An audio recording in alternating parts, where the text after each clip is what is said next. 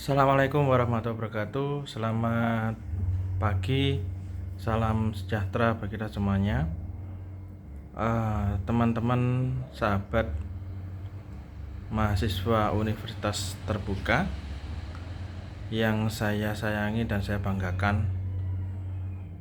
Perkenalkan, nama saya Dr. Muhammad Noval Alirvianto yang akan juga mengajar mata kuliah Hukum Internasional dengan kode FSIH 4201 yang mana mempunyai bobot SKS 3 SKS, yang mana dalam mata kuliah ini adalah mempelajari tentang dasar-dasar dari hukum internasional, sejarah hukum internasional, sumber hukum internasional, asas-asas yang utama yang biasa dipakai di dalam hukum internasional, hingga peran hukum internasional di dalam mengatur hubungan antar negara dengan negara, antar negara dengan subjek hukum internasional, dan antar negara dengan aktor-aktor non-negara.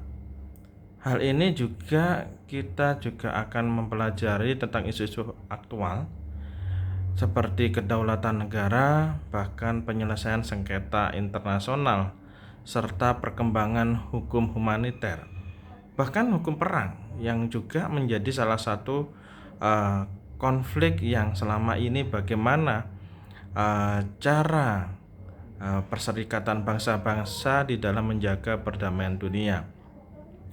Inilah yang juga menjadi salah satu concern yang mana bagaimana hukum berperan di dalam menjaga ketertiban dunia, sebagaimana di dalam pembukaan Undang-Undang Dasar Negara Republik Indonesia tahun 1945, bahwa tidak hanya melindungi segenap dan seluruh tumpah darah Indonesia, memajukan kesejahteraan umum, mencerdaskan kehidupan bangsa, dan ikut serta di dalam ketertiban dunia yang berdasarkan perdamaian abadi dan keadilan sosial. Ini menjadi suatu praktek hukum yang relevansinya dengan mata kuliah hukum internasional di dalam menjaga perdamaian dunia antar negara satu dengan negara yang lain, di dalam menjaga hubungan diplomatik antar suatu negara, bahkan di dalam proses penyelesaian sengketa internasional, bahkan konflik internasional. Inilah yang untuk mengukur dalam hal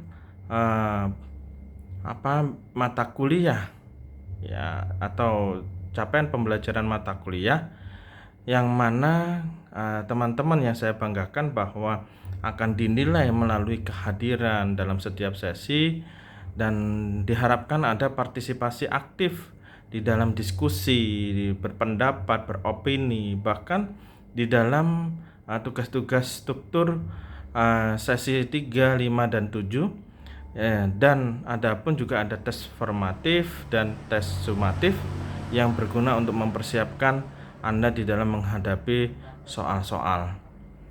Nah, selama di dalam sesi, maka juga harus ada, Anda juga harus diperkenankan membaca modul, kemudian mengisi daftar hadir di setiap sesi, membaca dan mempelajari inisiasi, menanggapi diskusi, bahkan sampai dengan mengisi instrumen evaluasi pada sesi ke-7 dan latihan akhir pada sesi ke-8.